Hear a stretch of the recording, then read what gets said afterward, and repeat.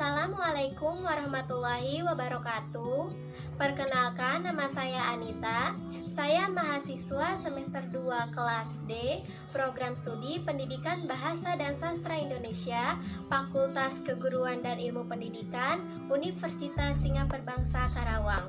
Tujuan saya membuat vlog ini yaitu untuk memenuhi tugas mata kuliah apresiasi prosa fiksi yang dibimbing oleh Ibu Perina Melia Santi, SSMPD. Dengan dibuatnya vlog ini menjadikan bentuk apresiasi saya terhadap karya sastra prosa fiksi Indonesia, baik itu cerpen maupun novel. Kali ini saya akan mengapresiasi atau mengulas salah satu karya sastra prosa fiksi, yaitu cerpen yang berjudul Di Kala Pagi dan kisah-kisah lainnya. Cerpen Di Kala Pagi merupakan kumpulan cerpen yang ditulis oleh pengarang terbaik yang terpilih sebagai salah satu emerging writers pada Ubud Writers and Readers Festival pada tahun 2018, yaitu Reni Nurianti.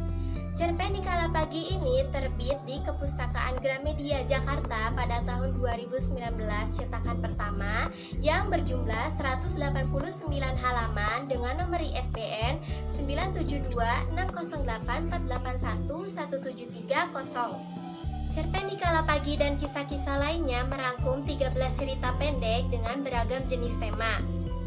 Cerita pendek tersebut antara lain yaitu yang pertama, Kau Harus Tetap Hidup, yang kedua, Tuhan Ada di Warkop 88, yang ketiga, Perisai Rumah Tangga, yang keempat, Manis, yang kelima, Totopong, yang keenam, Di Kala Pagi, yang ketujuh, Sehelai Rumput, yang kedelapan, Bambu, yang kesembilan, Orang-orang Cilongkrang, yang kesepuluh, Inung Bali, yang kesebelas, Mata yang Tak Pernah Basah, yang ke-12, Lelaki Belasa Kepampang, dan yang terakhir yaitu Salah Lauk. Dari ke-13 cerpen tersebut, kali ini saya akan mengulas 3 judul cerpen, yaitu Totopong, Manis, dan Orang-orang Cilongkrang. Pertama, judul cerpen Totopong. Totopong menceritakan tentang seorang anak yang bernama Hamka yang sering menggunakan totopong kemanapun ia pergi. Ia tinggal bersama dengan ibunya karena 3 tahun yang lalu ayahnya meninggal dunia karena kecelakaan tabrak lari. Ia bekerja sebagai seorang pemungut sampah bersama dengan temannya yang bernama Lukman. Berkat kesabaran dan kegigihannya, ia menjadi seorang penulis yang sukses dan kemudian melanjutkan pendidikan ke jenjang yang lebih tinggi. Dan seseorang yang bernama Andaru, ia yang mempertanggungjawabkan atas kecelakaan yang menimpa ayahnya dulu. Andaru sangat menyesal atas kejadian tersebut. Dalam cerpen yang berjudul Totopong terdapat tokoh utama yang bernama Hamka. Hamka mempunyai karakter yang sangat menginspiratif, selalu bersyukur, baik hati, dan pantang menyerah. Kemudian Andaru. Andaru mempunyai karakter yang baik hati dan bertanggung jawab.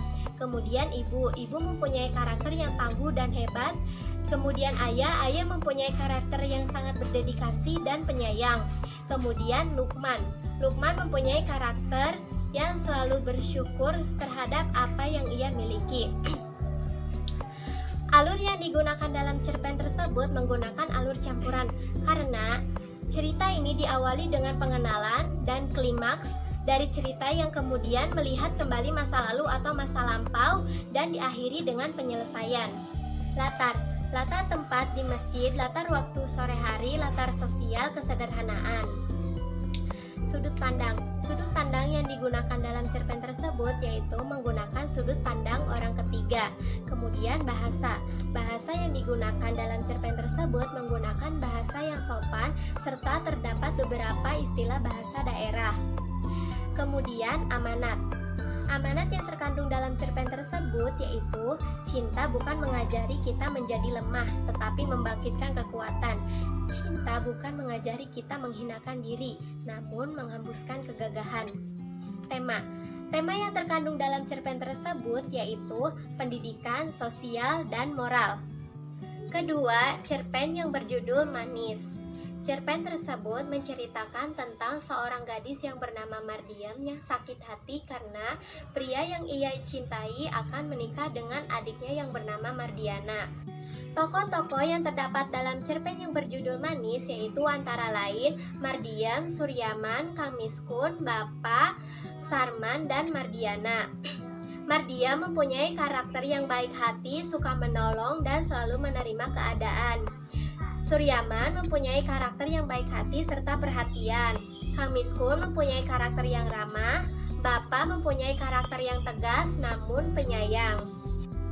Yang terakhir yaitu Mardiana. Mardiana mempunyai karakter wajah yang cantik. Alur yang digunakan pada cerpen ini sama seperti alur yang digunakan pada cerpen yang berjudul Totopong, yaitu menggunakan alur maju mundur. Kemudian latar tepat di gubuk bambu, di kebun kelapa, dan di rumah. Latar waktu pagi hari, latar sosial, kesederhanaan, kebersamaan, dan kekaguman. Sudut pandang yang digunakan pada cerpen ini menggunakan sudut pandang orang ketiga. Bahasa yang digunakan cerpen ini menggunakan bahasa yang sederhana dan sopan, dan juga terdapat jenis gaya bahasa atau majas personifikasi. Amanat yang terkandung dalam cerpen ini yaitu ketika kita sedang dilanda kesedihan, maka jangan sampai kita berlarut-larut dalam kesedihan tersebut. Lupakan masalah dan lanjutkan kehidupan kita dengan segelintir kebahagiaan. Tema yang diangkat pada cerpen ini yaitu sosial dan kasih sayang. Ketiga, cerpen yang berjudul Orang-orang Cilongkrang. Cerpen ini menceritakan tentang seorang pasangan suami istri yang bernama Dira dan Wisnu yang merasa sakit hati terhadap perlakuan ibu dan ibu mertua dari Wisnu, karena ibunya selalu merasa iri terhadap apa yang dimiliki oleh orang lain. Tokoh-tokoh yang terdapat pada cerpen ini yaitu Dira, Wisnu, Bapak, dan Ibu. Dira mempunyai karakter penyabar, selalu bersyukur, perhatian, dan patuh terhadap orang tua. Wisnu mempunyai karakter yang penyabar. Ibu mempunyai karakter yang suka iri terhadap keberhasilan orang lain. Dan Bapak mempunyai karakter yang baik hati. Alur yang digunakan pada cerpen ini menggunakan alur mundur, karena pada tahap awal cerpen ini menceritakan tentang masa lalu, kemudian dilanjut dengan penyelesaian.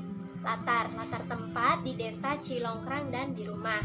Sudut pandang yang digunakan pada cerpen ini yaitu menggunakan sudut pandang orang pertama. Bahasa yang digunakan dalam cerpen ini menggunakan bahasa sehari-hari, namun terdapat beberapa istilah bahasa daerah. Amanat yang terkandung pada cerpen ini yaitu jangan pernah merasa iri pada orang lain, karena jika kita mau berusaha maka apa yang kita inginkan akan kita miliki. Tema yang diangkat dalam cerpen ini yaitu sosial dan moral. Kelebihan dari cerpen ini yaitu terdapat berbagai jenis tema yang dituangkan oleh penulis, mulai dari politik, ekonomi, sosial, budaya, pendidikan, moral, dan tak lupa juga dengan kasih sayang. Dengan membaca ini, kita akan mendapatkan berbagai pengajaran yang sangat bermanfaat. Namun, ada juga kekurangan pada cerpen ini yaitu terdapat berbagai istilah bahasa daerah yang tidak diterjemahkan, sehingga kita sebagai pembaca kurang memahami dan tidak memetik sepenuhnya makna apa yang terdapat pada cerpen tersebut. Mungkin di antara kalian masih banyak yang belum mengetahui cerpen Dikala Pagi karya Reni Nuryanti. Namun, selain mengapresiasi, mengulas, menilai, di sini saya akan sekaligus memperkenalkan kepada kalian cerpen Dikala Pagi karya Reni Nuryanti. Apakah sangat recommended untuk dibaca? Jawabannya tentu saja, karena terdapat kisah-kisah inspiratif yang tertuang dalam cerpen ini. Jangan lupa membaca ya. Mungkin segitu saja yang dapat saya sampaikan. Kurang lebihnya mohon maaf. Saya ucapkan terima kasih. Dan jangan lupa like sebanyak-banyaknya. Saya tutup. Wabillahi taufiq walhidayah. Wassalamualaikum warahmatullahi wabarakatuh.